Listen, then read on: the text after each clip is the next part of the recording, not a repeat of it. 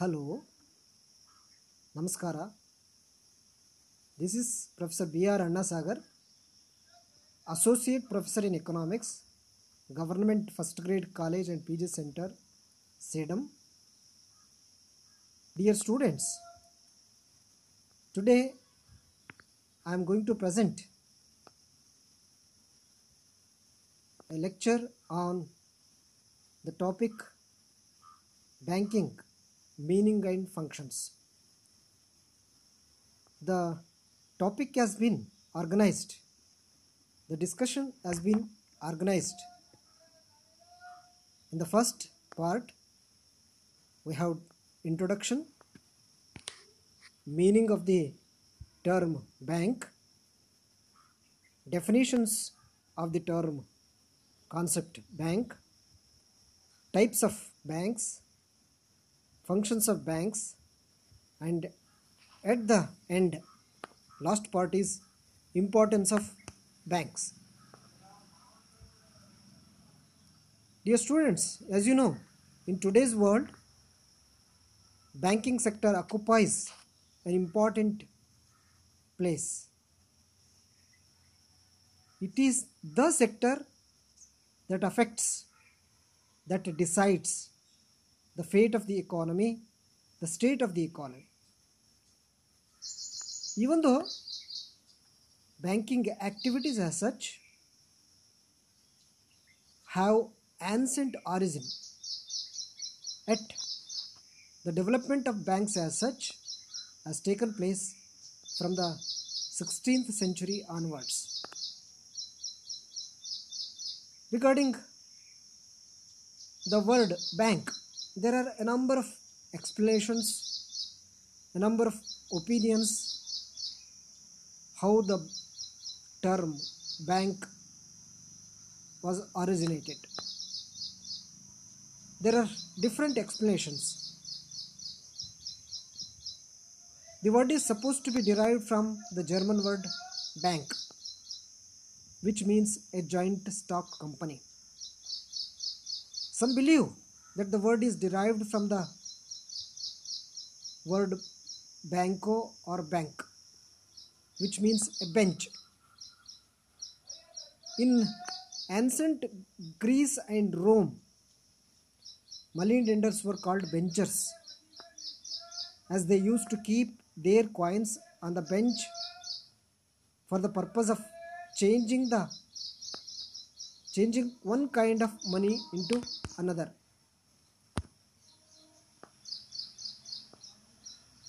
That's why we can say that the term what we are using today, bank, has its origin to bench. So also we can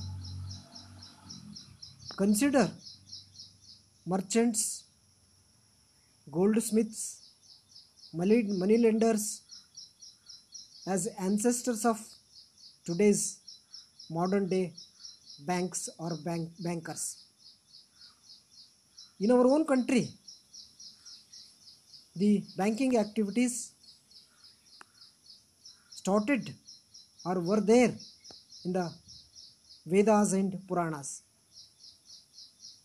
And we have the communities like Vaishyas, Marwaris, Mahajans, Seths, Shroffs, Kausambis, etc., who did carry on all these banking activities in our country. And when we observe the emergence of banks, the starting of banks, Bank of Venice in Italy was the earliest bank in the world. After that, the Bank of Barcelona was established in 1401, and the Bank of Genoa in 1407. And as we observe, in India, the first bank came in Chennai, today Chennai, in Madras in 1688. Dear students, we know that bank is a financial institution. It is a dealer. It deals in others' money. That means it acts as the mediator, middleman. It collects money from the people as deposits who have surplus income and lends to those who require or who are scarce of money. So, bank acts as the mediator, middleman in the transaction of money. Thus, we can say that bank is a reservoir into which money flows as deposits, and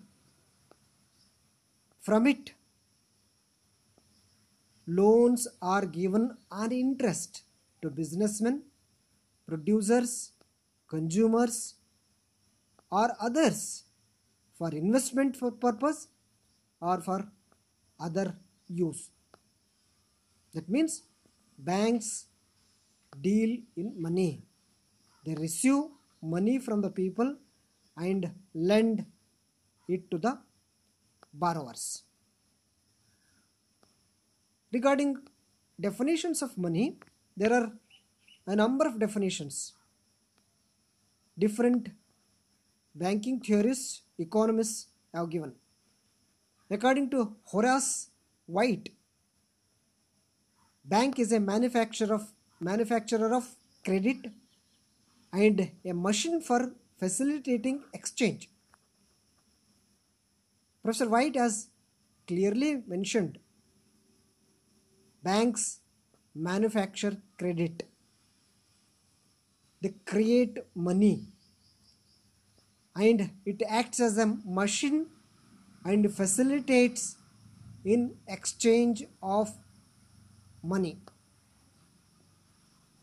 Section 5, subsection B of the Banking Regulation Act of India defines banking as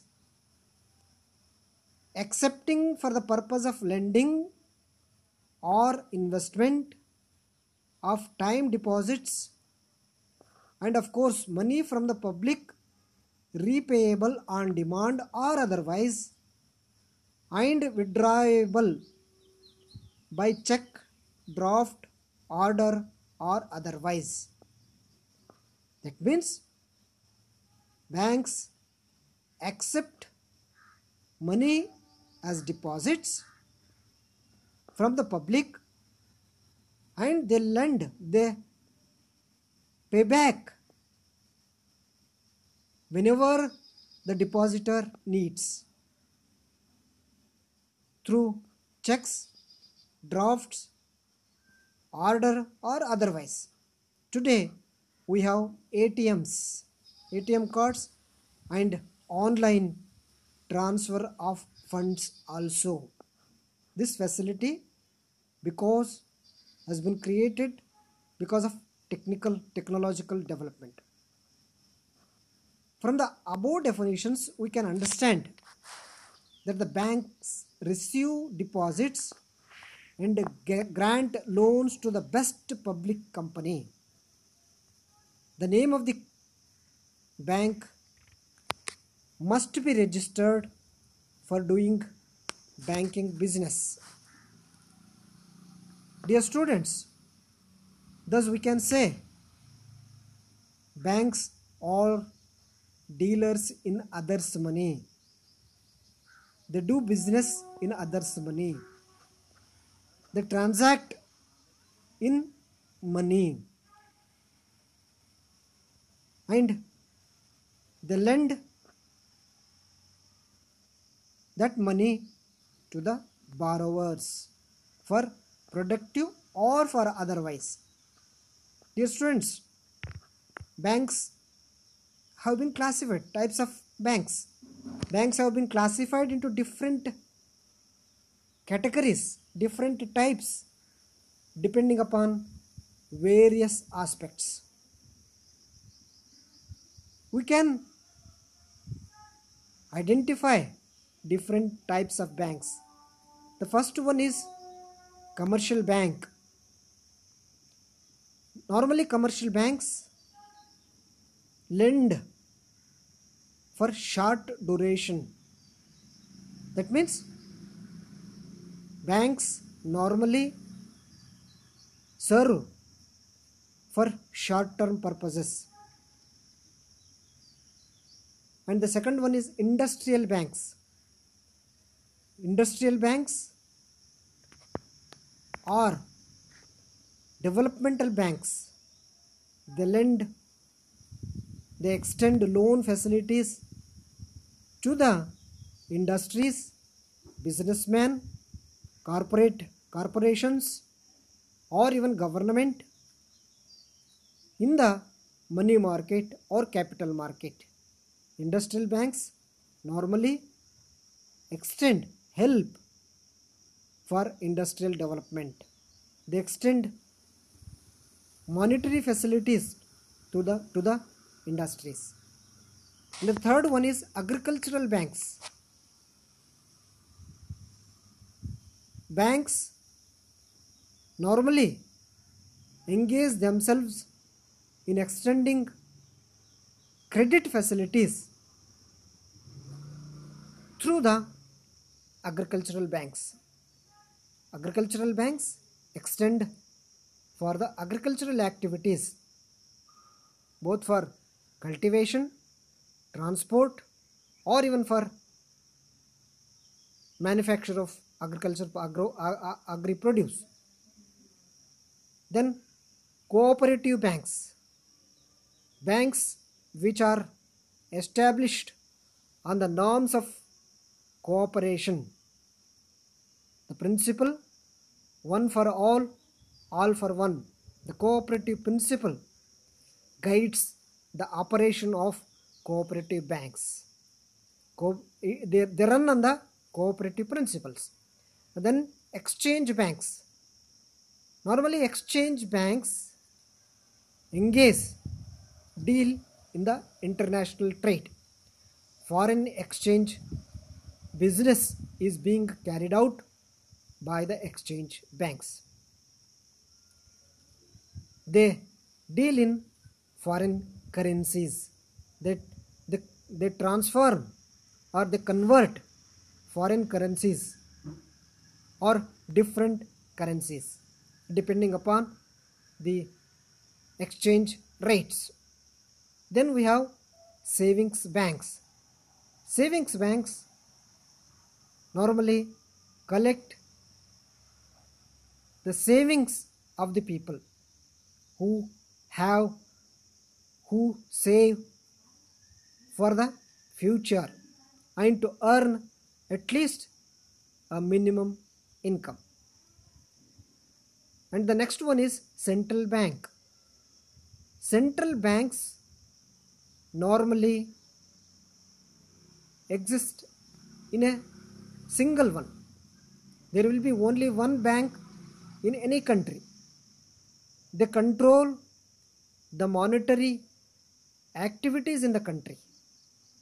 Central banks, even though they deal in money, they don't accept deposits from the public.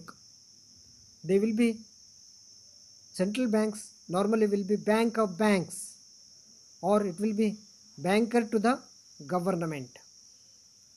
Then regional banks. Regional banks normally confined to a particular region, or they will have limited geographical area. Their operational area will be limited. Normally it will be confined to one or two districts only. In these areas only they lend small scale enterprises, landless laborers, agricultural activities, and other unorganized sectors. And then we have indigenous banks. Indigenous banks normally unorganized. They are locally or local banks. In India, we have Shroffs, Mahajans, and Marwaris and others who do, even traders, businessmen, carry on informal basis to the locally needy persons, carry on the money transaction activities to the needy local people. Of late, we have the other type of banks, the payment banks. Nowadays, we have payment banks also. As we have savings banks, we have payment banks. As the technical development in the banking sector has taken place, there is an improvement in the paperless activities, electronic transfer of monies, electronic payment systems that led to the emergence of payment banks. Then we have foreign banks. Last one is foreign banks. Foreign banks normally will have origin in foreign countries. Since globalization enables movement of all the factors, that is why foreign banks also exist to carry on the monetary transactions. Now let us concentrate on functions of money. As we have seen in the very definition itself, bank is a mediator that collects money from the people who have surplus and extends as loans to those who need for manufacturing or for business purpose or for trade or for consumption purpose also. Functions of banks are broadly classified into three categories.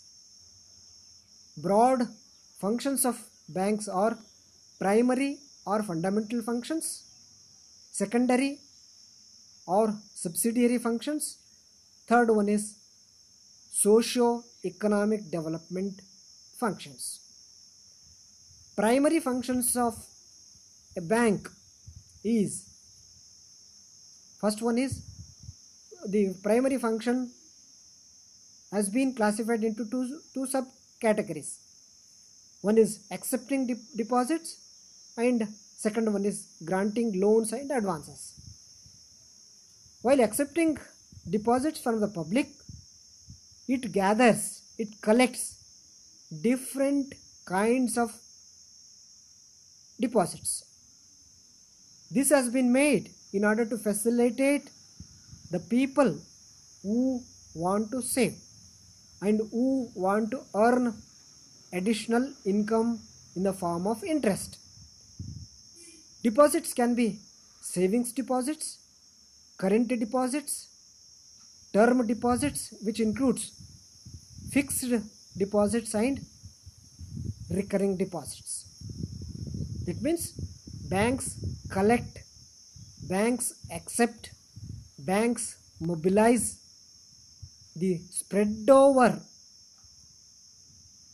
incomes or small incomes of the people in the form of savings deposits, current deposits or term deposits, which includes fixed deposits and recurring deposits. The second primary function of a bank is granting loans and advances.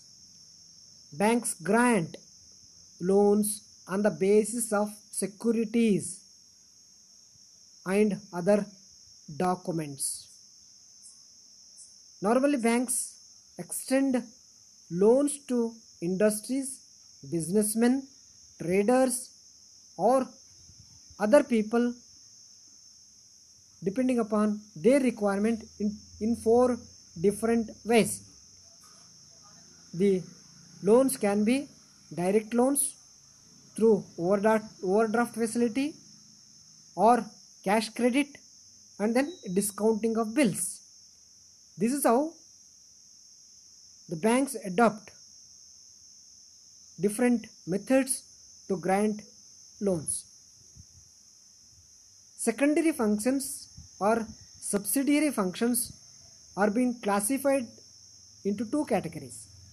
One is agency services and second one is general utility services. As agent of the depositor or the customer, borrower, it acts, it follows whatever the instructions, orders issued by the depositor. It guides with respect to investment. It acts as the attorney in protecting the interests of the depositor. Not only that, it stands as the guarantor.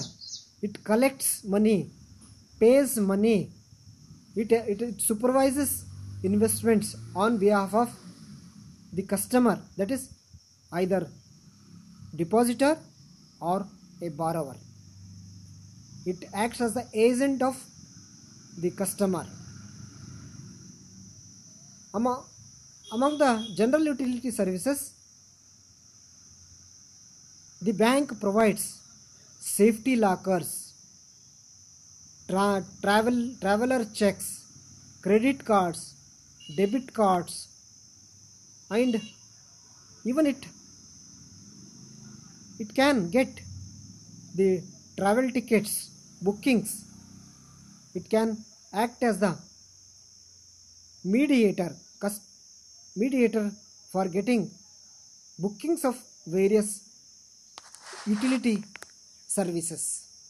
Thus, bank enables the customer to utilize maximum services. Now let us see the importance of banks. Banks play a major role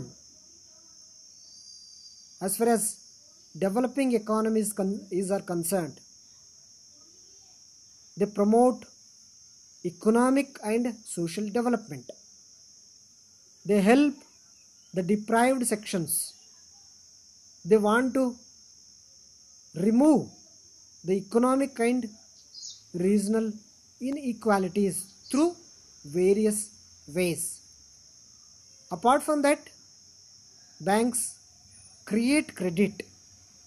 Credit creation is another important function of commercial bank or bank. When we come to the significance of banks, the first aspect is they promote capital formation. They gather, they mobilize the scattered small savings from the people, and that collection, that amount is being lent for carrying on different economic activities. The second one is banks encourage trade, commerce and industry to flourish, to develop. Third one is they provide financial facility, they provide monetary facility to the priority sector identified by the government. They follow the guidelines issued by the government as far as priority sector is concerned. Fourth one is they reduce economic inequalities. poor and the gap between poor and rich are removed through the financial facilities to the needy people. Economically weaker sections are being helped in the form of loans, in the form of money, so that their economic development can take place. Apart from that, they will mitigate, they will reduce the regional imbalances whatever that exist. Banks reduce regional imbalances so that the overall economic development is balanced. Next one is influence interest rates. Banks influence interest rates in the economy. They help maintaining equality in the interest. Unnecessary higher interests are not charged. This last one, seventh one is monetize debt. Since banks accept securities and other financial instruments, they also deal in financial instruments. They monetize the legal forms, legal securities into money. This helps overcoming the liquidity crunch in the economy, so that the economy moves in a smoother way without any kind of imbalances in the economy. This is how banks help. They enable the economy to run in a smoother way without any kind of imbalances, fluctuations in the economy. Capital scarce countries, particularly developing countries, are benefited a lot with the emergence of banking as an industry, banking as a separate activity for enabling people to move ahead economically, socially, from other points of view also. This is how banks help the overall development, overall economic achievement of the economy. Thank you.